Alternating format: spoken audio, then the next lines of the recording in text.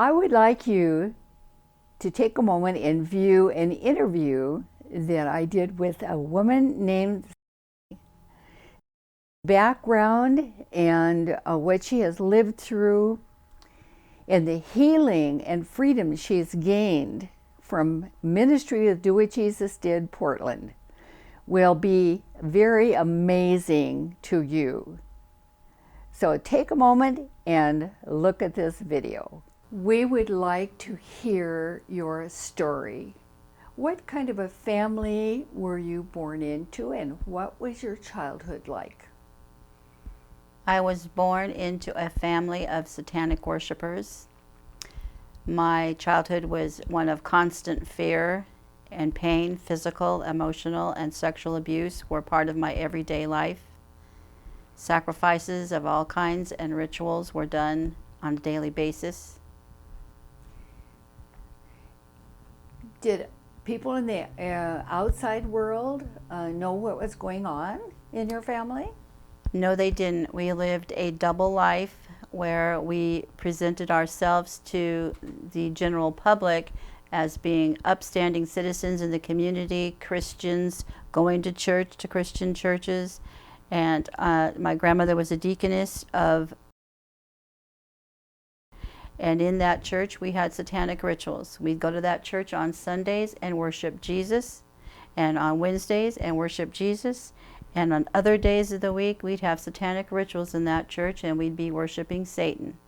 It was very confusing having that double life and trying to sort out what was truly Christian and what was not Christian, and I was very mixed up about spiritual things. Okay. What turned your life around? I had gone to therapy for many, many years, traditional psychotherapy, and it didn't work. And I didn't understand why. I was severely depressed, in and out of hospitals and stuff like that.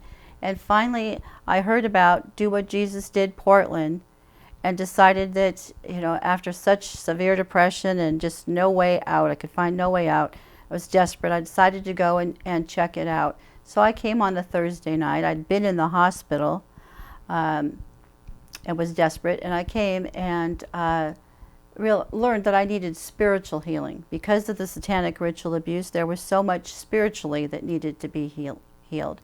And I found that there, and I was able to receive the spiritual healing that I needed.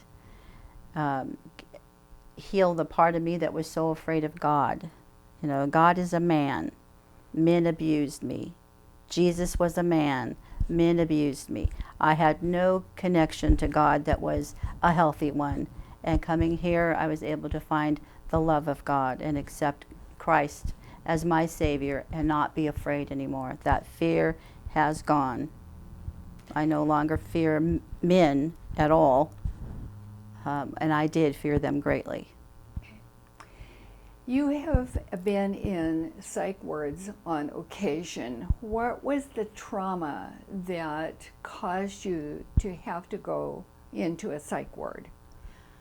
I have been on psych wards probably about 20 times at least.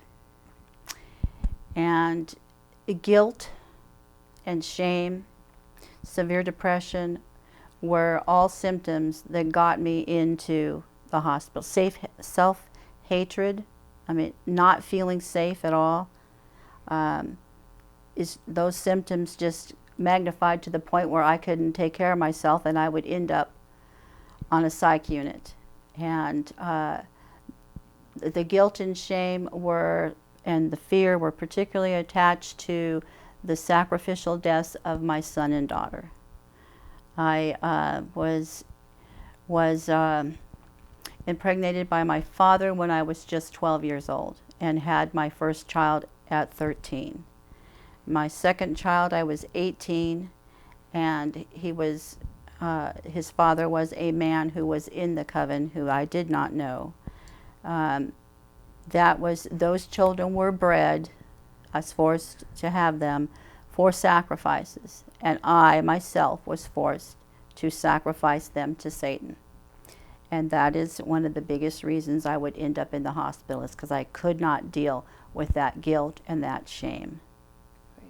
You had a lot of demonic torment because of what had happened to you. That wasn't your fault. Is that correct? It was not my fault, but that was another reason I'd end up in the hospital, was because of that guilt. And yes, it was not my fault. I know that now, and it was the Do What Jesus Did team in Portland that helped me to know that. I did not know that. I took all that guilt and shame on. And they taught me about the love of Jesus and how the blood had covered all those sins and all that. And I didn't know that. And now I have a relationship with Jesus, and I don't fear him anymore. And I didn't have it before then. Something has happened since you started attending Do What Jesus Did Portland and Spiritual Freedom Church that I think is exciting. You can receive communion now. Would you like to tell us why you had trouble with that in the beginning? Part of rituals and ceremonies in the coven required the drinking of blood and the eating of human flesh.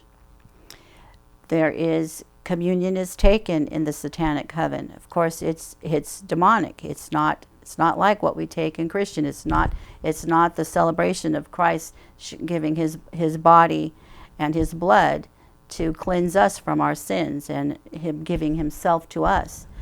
That's not what it's about. It's about a connection with Satan. It's honoring him.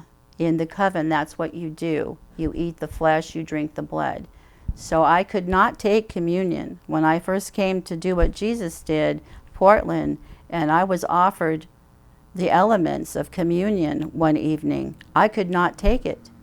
I ended up having a flashback and could not take it because it triggered those horrible memories. That is no longer an issue for me. In fact, now I have healed from that so much that I now, in our church, serve communion. I no longer fear it. I take it gladly, and I celebrate that Christ has done that for me. At the age of 8, you were forced into something that is very hard to think about or even talk about. Would you be willing to share that with us? Yes. At 8 years old, my mother sold me into prostitution. It was one of the many ways that the coven makes money. And I was a prostitute for the coven for 31 years. At 39, I went on the run, and that is the only reason why that prostitution stopped. Otherwise, I'd probably still be there having to do that. It involved animals, men and women, and children. I understand that you were also forced to into pornography as a child. Yes. Yes, I was. Many pictures of me were taken, not just as a child, but also as an adult, that were pornography, and they're out there somewhere. That's another way the coven makes money, and those videos that they make are sold all over the world. One of the biggest buyers is China. What is your life like now, and what does the future hold for you? I no longer feel helpless or hopeless. I now am excited about my future. My God-appointed destiny is being fulfilled. I am now on the Do What Jesus Did team. As an apprentice, I am learning how to do deliverance and inner healing so that I can do that for other people, that I can take what I have learned, my experience, and now help others who are going through this kind of stuff and don't know where to turn, where to find help. I want to encourage anyone out there who has been in any kind of abuse, whether it's sexual, physical, emotional, or satanic, any kind of abuse at all. Do What Jesus Did Portland and any Do What Jesus Did team can help you. This is a place where you'll find acceptance, you will find love, and you will find healing. You will be set free of all this torment that you're going through, all the pain, the lack of self-esteem, all those things will be healed like it was for me. I would like you to share how you coped with all of the trauma and the rituals and the ceremonies that you experienced as a child in the witch coven. I was given a gift from God, multiple personality disorder, which is now called dissociative identity disorder. What that means is that I compartmentalized parts of my true personality, the one personality, split off into fragments in order to cope. Each one of those fragments had a different role to help me with, and I named them. Some people with multiple personalities don't name them, but I did. I had one named Sarah who coped with all the emotional abuse. I had another one named Punk who coped with all the anger. I had others that coped with sexual abuse or the prostitution that I was forced into. I had two that were women who coped with those issues. Overall, there were many. There were over 300 parts that I had. Some of these parts were parts that were very well developed and would be with me for years to help me cope with these issues. Others would be for just one ritual or one ceremony and then be gone. They all had their roles. Some were like functions. They didn't have human names. They had functions like writer. One wrote down everything that happened, kept journals. Another one I called observer. That one watched everything. That was the one who knew everything. And it's kind of complicated, this whole thing with multiple personalities, but some alters I had co-consciousness with, which means I knew about them, and others I did not. I can't really explain how that all works, but it works very well to keep you together, to keep you coping and functioning. Without it, I would have probably killed myself or gone crazy with the kinds of things that took place within the coven. What has happened to all of those personalities that were living inside of you? They have gone through inner healing and deliverance with the Do What Jesus Did team in Portland. Pastor Idra and Linda Hudson have helped me through the healing process for quite a while now. I have integrated many of them, which in this case, some people think that this is a death. I want to tell you, anyone who's out there who's suffering from multiple personality, this is not a death. They go to be with Jesus. That's what happens to them. They go to be with Jesus, and they're in a safe place. So instead of the turmoil and the confusion that you dealt with before, would you say that has been replaced by peace? Yes, I now have all the fruits of the Spirit, what I didn't have before. Peace, joy, love, happiness, goodness, all those things, the fruits of the Spirit, I now enjoy. They're now part of my life, and they have replaced all the negativity and have become an everyday part of my life. I didn't experience joy before. I didn't know what peace was. I had no hope. I have all those now. They're not separated off from me. They're not non-existent. They're all with me every day. How do you feel about God now? I worship God every day. I read my Bible every day. God is no longer someone to fear. He guides my footsteps every day. He's my best friend. He's my best friend. Was it hard for you to accept the truth about what your life had been like in the coven. Yes, it was very difficult. I was in a lot of denial. It was easier for me to believe that I was just plain crazy and making it all up than to believe that my family members were actually involved in something so terribly evil, in this satanic ritual abuse. Tell me about your grandfather. How did your grandfather come to an end? My grandfather shot himself in the head while on the phone with me. I was 16 years old. He called and he told me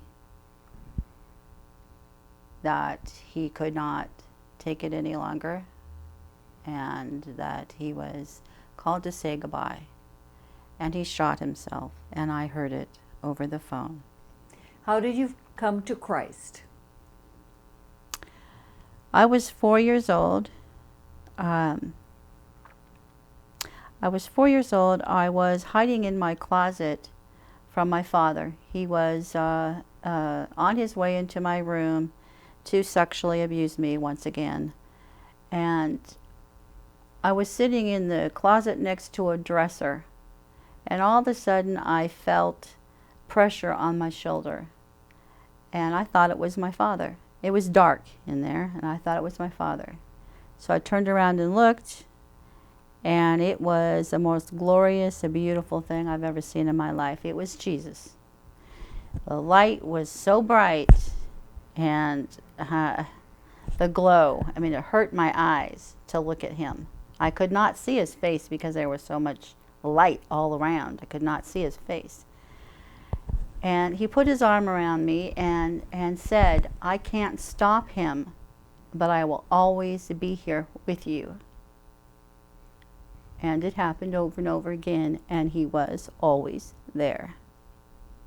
A lot of things happened, but he was always there. When I was 15 and I really understood what it meant to accept Christ as my Savior, really understood that, he again appeared to me. I was playing the piano in our den in our home. I was alone, and I played by ear, not very well, and I was pounding out "Kumbaya," and "Come by here, Lord, come by here." And he did. He came. And I felt someone come into the room, so I turned around, and it was Jesus again. Beautiful purple and gold and white robes, and the glow again, that glow. And he said, "I have important work for you to do." And then he was gone. And I didn't understand what he meant by "I have important work for you to do" until now, until just the last 6 months or so, when I realized that he'd called me to do this, to do what I'm doing right here, right now, and to help others heal from their abusive past and their pain. During the course of your ministry process, did you discover that you were under any curses? Yes, there were several generational curses, and one of the ones that came up more than once, came up several times, was a curse of mental illness. And a mental illness, if you look back in my family line, particularly on my mother's side, it goes way back. There's the women in the family, several of the women have suffered from mental illness, primarily bipolar illness, but there were others, severe depression, major depression, and schizophrenia. There were a couple of my relatives who also, females, who had schizophrenia. And I was told that I would have this too, and I believed it. There was also the curse of loveless relationships. I cannot think of a single person on my father's side of the family or my mother's that had a loving marriage or a loving relationship. And I myself did not. And that was another thing I discovered. And as a child, a curse came down that was, I don't know that it was a generational curse. I would think it was a curse just placed on me, that I was the family scapegoat. I was the scapegoat for all the coven. And I was literally sent out into the wilderness. And my coven name was Azazel, which means scapegoat in Hebrew. And in the Bible, it'll tell you about the scapegoat, how the scapegoat went out into the woods and they in the wilderness, and they kept it out there, and it was to make atonement for all the sins. And the other was a sacrificial goat. There were two goats, and the other was a sacrificial goat. And that one was, sacrificed on the altar. But the other one was to go out and make the atonement for all the Israelites, And that was a curse that was placed on me. It was one of the jobs I had in the coven, was to be that scapegoat, to make atonement for all the sins. So I have had a lot of guilt and shame placed on me that came from what others had done, and I took it on and blamed myself, took on their sins on myself. So everything that went wrong was your fault. Yes, and I believed it, and that was the curse on me, was that I bought it. I believed that it was my fault. Are you doing that now? No, I'm not. No. I mean, you broke the curse? With the help, your help, and Linda Hudson's help, yes, I broke the curse. That's great. Good news that curses can be broken. Yes, curses can be broken. You don't have to live with them.